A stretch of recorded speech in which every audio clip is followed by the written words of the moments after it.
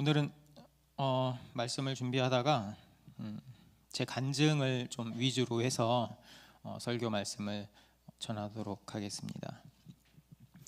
2017년 어쩌면 제 인생의 가장 큰 전환점에 서 있었습니다. 그때 저는 목회자의 길로 걸어가기로 결심했죠. 이제 10년 넘게 다녔던 회사와는 이제 안녕이었고요. 그 무렵에 제가 항상 하던 질문이 있어요. 머릿속을 맴돌던 그 질문, 이거죠. 이렇게 사는 게 맞는 건가? 어떻게 살아야 잘 사는 거지? 이런 질문이 계속 머릿속에 맴돌았습니다. 오랜 기간 고민했고 마침내 2017년에 결정한 거죠. 근데 결정을 했는데도 여전히 내가 잘 선택한 것인지 확신은 들지 않았어요. 그때 제 몸을 보면 망가질 대로 망가져 있었습니다. 책상 위에는 몇 년째 먹고 있을지 모를 각종 약들, 위장약 포함해서 각종 약들이 쌓여 있었고요. 회사에서는 일을 하는데 기쁘다기보다는 마치 일하는 기계, 이렇게 느껴질 때가 많이 있었습니다. 그리고 언제부터인지 모르겠지만 마치 연식이 오래된 기계가 고장 나는 것처럼 제 몸 곳곳이 고장나기 시작했죠. 그때 당시에 저는 해외 출장 그리고 지방 출장을 많이 다녔습니다. 그러니까 가족을 만날 수 있는 날은 손에 꼽을 만큼 적었죠. 그래서 몸 곳곳에서 위험 신호를 보내왔지만 저는 애써서 조금만 더 참자, 이렇게 다짐했죠. 그렇게 결심한 시간이 한 해, 두 해 이렇게 오다가 지금까지 온 거죠. 그렇게 버티면서 앞만 보고 달려온 인생. 이제는 한 번쯤 브레이크를 걸어도 좋을 것 같다, 이런 생각을 했습니다. 그렇게 결정하고 나니까 한편으로는 좀 속이 시원한 거예요. 후련한 거죠. 이제 새 삶을 살 수 있겠다. 저는 아주 어렸을 때부터 저희 부모님이 저에게 목회자의 길을 가라고 권유했습니다. 그 길이 가장 복된 길이라고 말이죠. 저는 그 소리가 너무 듣기 싫었어요. 왜냐하면 제가 봐도 그 길은 가시밭길이었기 때문입니다. 어렸을 때 우리가 살던 집은 화장실을 개조한 작은 방이었습니다. 거기에 5 식구가 모여서 살았어요. 거실도 없고 주방도 없고 욕실도 없고 화장실도 없었죠. 따로 씻을 곳이 없었어요. 그래서 한 달에 한 번 정도였던 것 같아요. 그래서 목욕할 때가 되면, 여러분 아시죠? 빨간 다라이, 엄청 큰 다라이. 이 다라이를 가져와서 저희 3남매를 집어넣고 거기서 빨래하듯이 우리의 묵은 때를 벗겨냈습니다. 이렇게 벅벅벅 이렇게 긁어내는데 아무리 아프다고 소리쳐도 벗어날 길이 없었죠. 그러니까 겨울만 되면 목욕하는 게 그렇게 싫었어요. 추우니까. 그래서 도망치다 보면 항상 손등은 갈라지고 터져 있었고 머리카락은 떡져 있었죠. 초등학교 때를 보면 돈이 없어서 준비물을 챙기지 못한 적이 종종 있었습니다. 그때는 학교 가기가 너무 싫었어요. 남들은 그 시간에 친구들은 다 만들기에 열중하고 있는데 저는 혼자서 멀뚱멀뚱 앉아 있어야 했거든요. 그때 알았던 것 같아요. 내 인생은 꽃길이 아니구나. 상황이 이런데 도대체 목회자의 길이 뭐가 좋다는 말인가? 어떤 사람들은 쉽게 이런 말을 해요. 너 행복하려면 너 하고 싶은 거 하면서 살아야지. 그런 소리는요, 좀 갖고 있는 사람들한테 통하는 이야기예요. 그런 소리는 저랑 아무 상관없는 헛소리죠.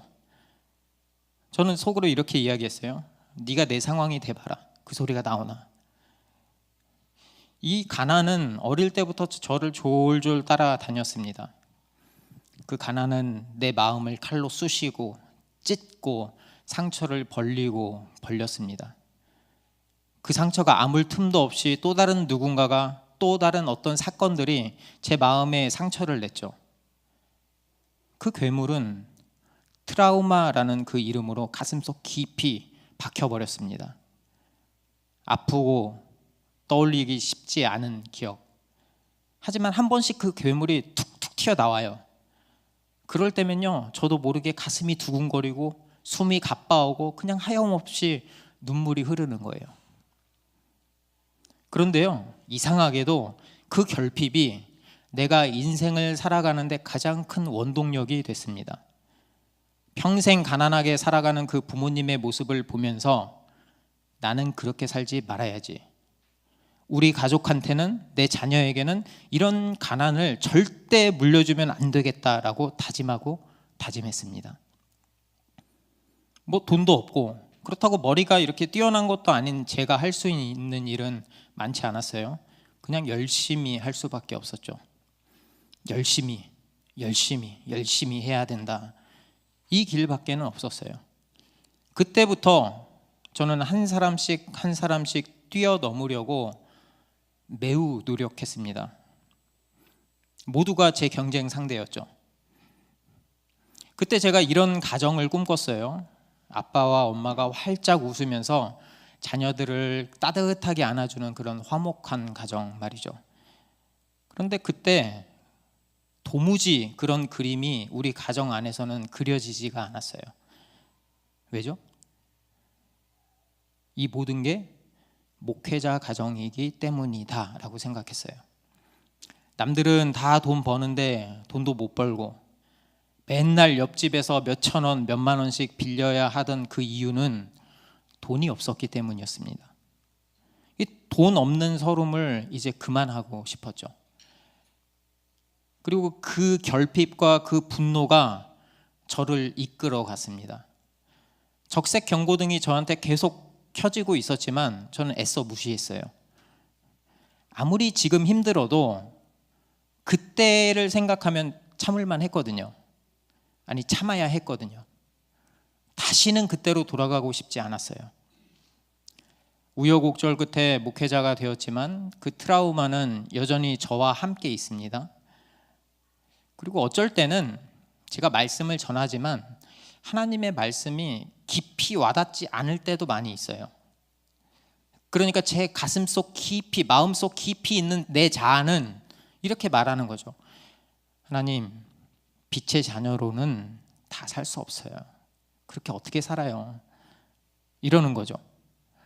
정말 하나님의 부르심이, 하나님이 나를 부르신 게 내가 지금까지 쌓아왔고 노력해서 지금 쌓은 이 모든 것을 빼앗아가는 것이라면 저는 견디기 힘들 것 같아요.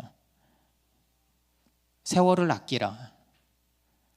이 말은 저한테 최대한 노력해서 가능한 빨리 가난을 탈출하는 것이었습니다. 남들보다 덜 자고 더 일하더라도 열심히 일하고 그 성과를 인정받아서 하루빨리 평범한 가정을 꾸리는 것. 그게 제게는 세월을 아끼는 것이었어요. 그래서요, 회사에 가면, 회사에 있는 사람들을 만나면 동질감을 느꼈어요. 왜죠? 모두가 돈을 벌고 싶어 했고 출세하고 싶어 했고 잘 살고 싶어 하는 욕망을 드러냈거든요. 교회에서는 안 드러내더라고요. 다 물어보면 교회 다니는 사람이 회사에서는 다 드러내는데, 그들은 하나같이 저와 코드가 맞았어요. 대부분은 이제 저보다 앞서가는 선배들이었고, 저는 그렇게 생각했어요. 그 사람들을 흔적을 잘 따라가다 보면 나도 언젠가 꽃길을 걸을 수 있겠지? 라는 생각 말이죠. 정말 서점에 가면 이렇게 하면 성공할 수 있다, 이런 종류의 책이 넘쳐납니다. 소위 성공했다는 사람들은 한결같이 시간 관리를 잘 하라고 말하죠. 그래서 저자 본인도 그렇게 짜투리 시간을 활용하고 열심히 살았더니 여기까지 올라왔다고 자랑을 합니다. 너무 부러웠어요. 그들을 닮고 싶었어요. 그래서 노력했어요. 그러다 보니까 조금씩 돈이 모이는 거예요. 그때와는 비교할 수 없는 좋은 집에서 살게 되었습니다.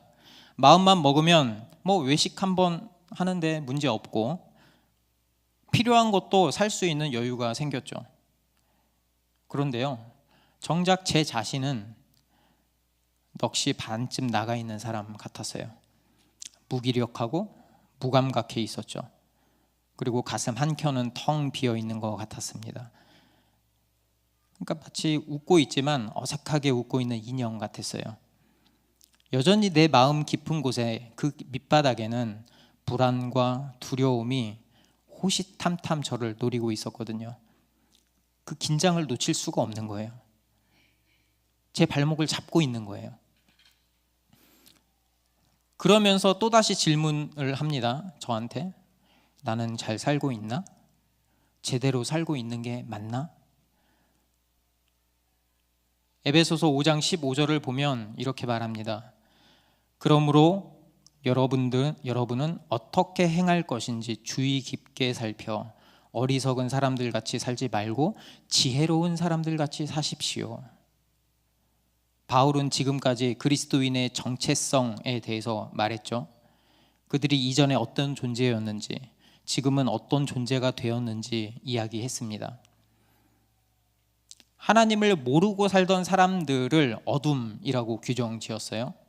그 말은 영원의 시간의 관점에서 우리가 추구하는 어떤 것도 가치를 가질 수 없다라는 소리였죠. 그 세상을 쫓는 사람들이 어둠이었죠. 하지만 하나님은 그들을 어둠 가운데 홀로 두지 않으셨습니다. 빛이신 예수 그리스도께서 어둠이었던 우리를 빛으로 바꿔주셨죠. 그러니까 이제 에베소 성도들은 어둠이 아니라 빛이에요. 빛이 비추면 어둠이 물러가는 것처럼 이제 그들은 그리스도인으로 다시 태어난 거죠. 그게 바로 빛의 정체성입니다. 그래서 바울은 에베소 성도들에게 너희가 빛이니 빛의 정체성을 가지고 사는 것이 당연하다 이렇게 말해요. 그렇게 살아야 합니다. 그게 바로 하나님이 그들을 빛으로 부르신 이유죠. 그리고 그 내용의 결론이 여기서 그러므로라고 시작하는 거예요. 그런데 이 본문을 읽다 보니까 이 뒤에 바울의 단어 선택을 보면 굉장히 신중합니다. 빛과 어둠이라는 선명한 대조로 개념을 설명했지만 바울이 삶의 적용에 있어서는 그렇게 아주 딱 떨어지게 말하지 않아요. 단순하게 말하지 않습니다. 흙과 백으로 깔끔하게 나누지 않아요.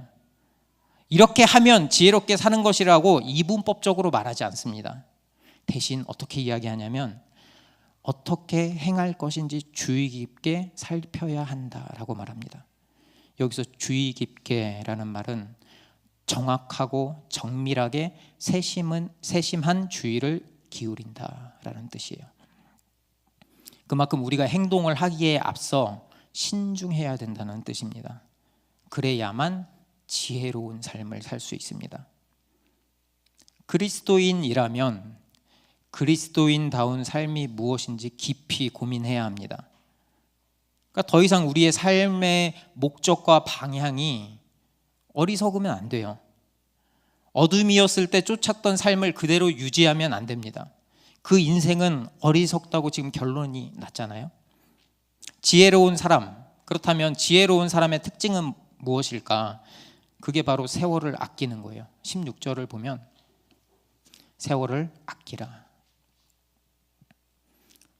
제가 이 본문을 읽으면서 처음에 이해가 되지 않았어요. 지금까지 내 노력과 열정은 세월을 아끼는 게 아니었단 말인가? 나도 하나님을 믿으면서 잘 살고 싶어서 노력한 건데 그거는 세월을 아끼는 게 아니란 말인가? 그리고 이 본문을 살펴봤어요. 그러다 보니까 이 세월을 아끼라라는 말을 원문으로 보니까 시간을 살아라는 말이더라고요. 여기서 이 헬라어로 이 시간이 카이로스예요. 카이로스는 단순히 흘러가는 시간을 말하지 않고요, 의미 있는 시간을 말합니다. 다시 세월을 아끼라라는 말을 다시 말하면 너 자신을 위해서 의미 있는 시간을 살아라는 말이죠. 우리 모두에게는 매 시간 60분, 하루 24시간이라는 동일한 시간이 주어집니다. 지혜로운 사람은 시간이 중요하다는 사실을 알아요.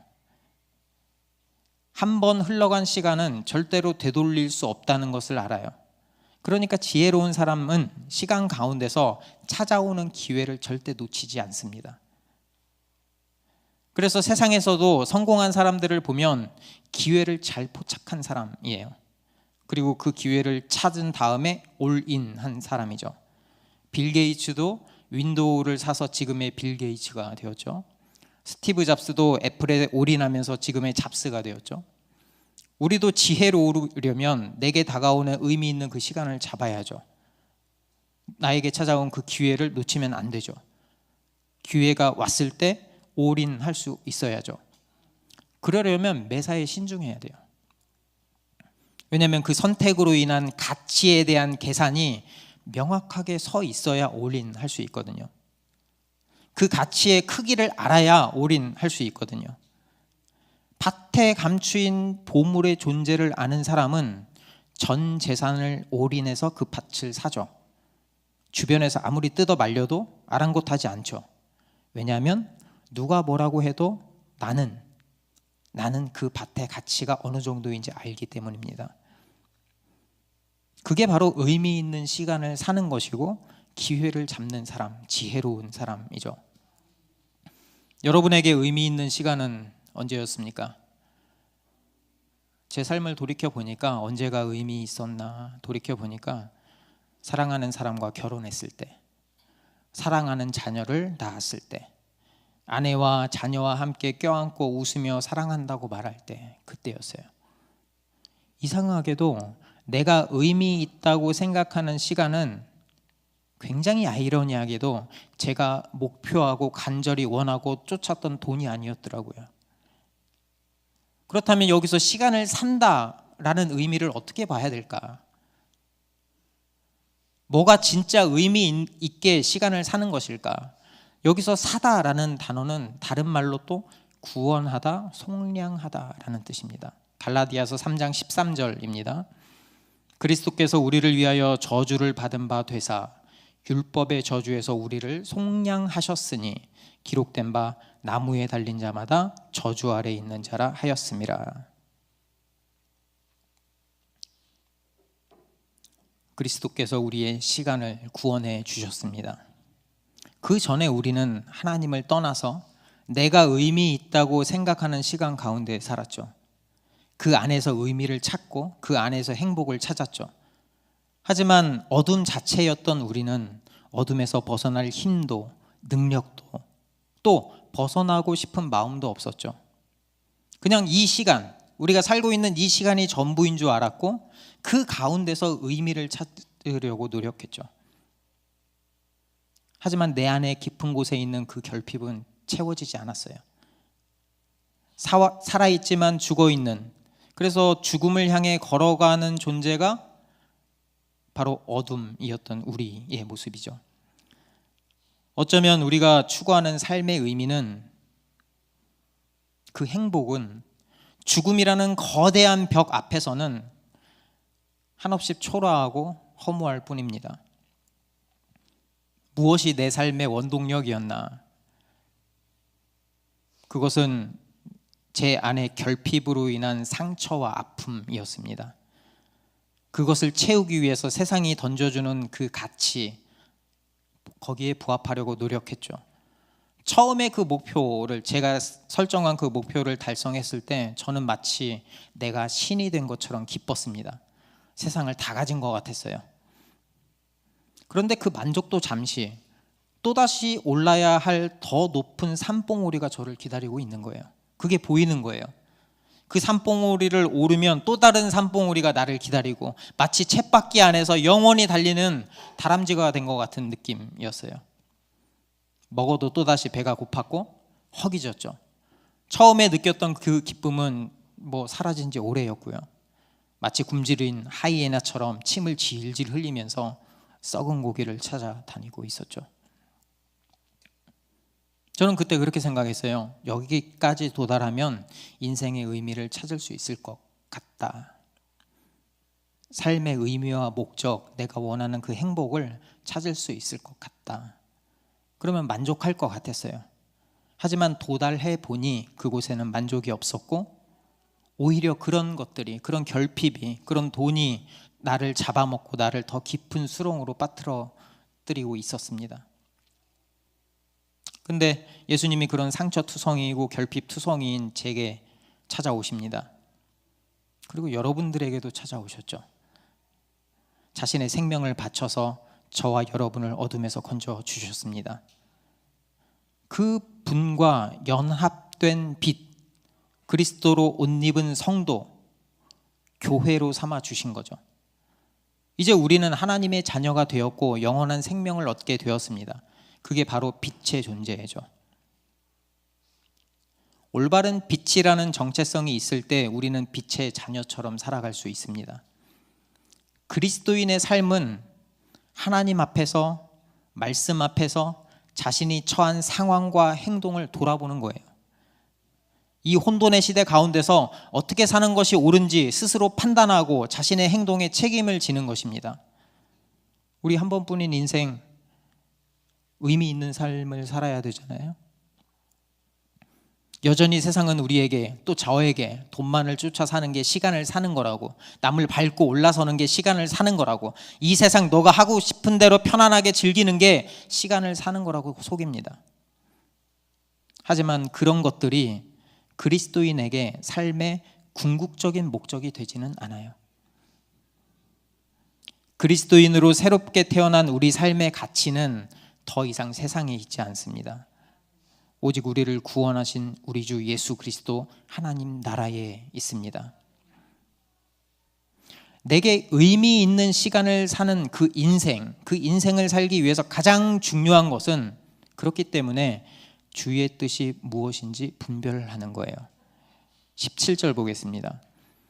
그러므로 어리석은 자가 되지 말고 주의 뜻이 무엇인가 이해하라.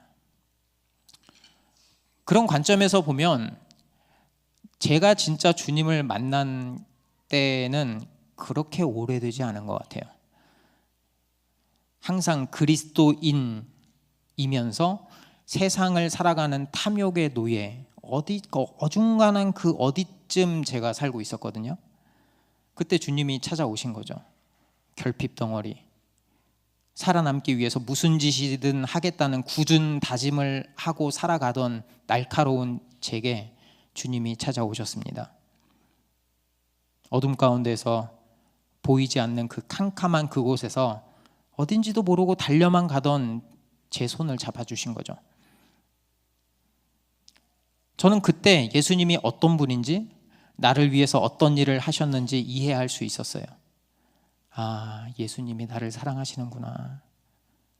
내가 그렇게 상처받고 원망하고 있을 때에도, 돈 때문에 절절매고 있을 그때에도, 눈에 도끼를 품고 경쟁에서 살아남으려고 발버둥 치고 있을 그때에도 예수님이 나랑 함께 하셨구나. 내가 울고 있을 때 그분도 울고 계셨구나. 내가 아파할 때 같이 아파하셨구나. 내가 예수님을 떠나고 싶어할 때 그분이 가슴 아파하셨구나. 여러분은 어떤 삶을 살고 계세요? 돈 때문에, 자녀 때문에, 부모님 때문에, 건강 때문에 혹시 고민되진 않습니까? 지금까지 노력했는데, 이렇게 노력했는데 인생이 잘 풀리지 않는 것 같아서 괴롭진 않습니까? 저도 그런 제 모습을 볼 때마다 하나님을 원망했어요. 여러분은 그런 적 없으세요? 하나님을 떠나고 싶은 적은 없으세요? 하지만 그런 우리의 고통을 아시는 분이 바로 예수님입니다. 우리의 아픔을 보시고 더 아파하시는 분이 예수님이에요. 왜죠? 그분이 우리를 사랑하시기 때문입니다. 다른 그 누구보다 그분이 우리를 사랑하기 때문입니다. 그렇게 예수님을 떠나서 예수님을 십자가에 못 박은 사람이 우리였고요. 예수님을 배신했던 게 우리였고, 그분을 계속 떠나려고 하려고 발버둥 치던 게 우리였죠. 그 모습을 보시면서 얼마나 마음이 아프셨을까?